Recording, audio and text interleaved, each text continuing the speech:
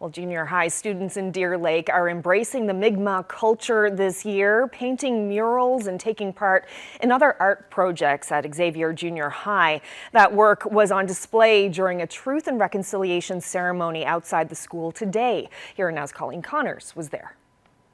So me and Sarah, we outlined and painted. Me and Emma and a couple of our friends drew and painted most of it, so it's really nice to have it up on the wall, and we're really proud of it.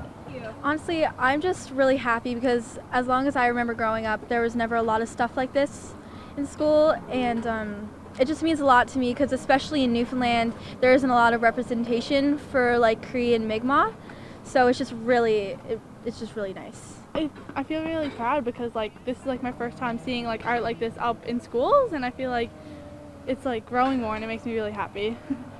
One of the things I love to see now that we didn't see in the past is that when students come to school, when Mi'kmaq students come to school in Newfoundland, they can see their culture reflected in their surroundings, and that's relatively new. We recently had a project called George, Paul and the Honor Song Project. We reached out to junior high and high school students. We had 80 teenagers submit a project for that particular endeavor.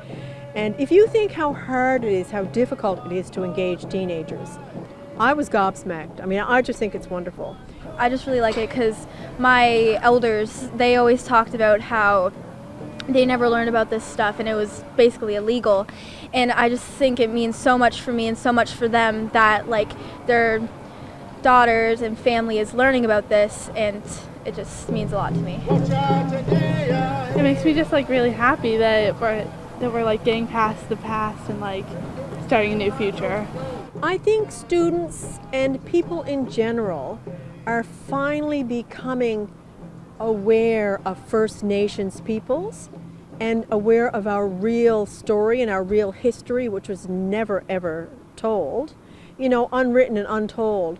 So now that people are actually, in large part because of Truth and Reconciliation, able to talk openly and frankly about our real history and why things evolved the way they did, it's a lot easier to stand tall and proud and acknowledge who you are as an individual and as a person.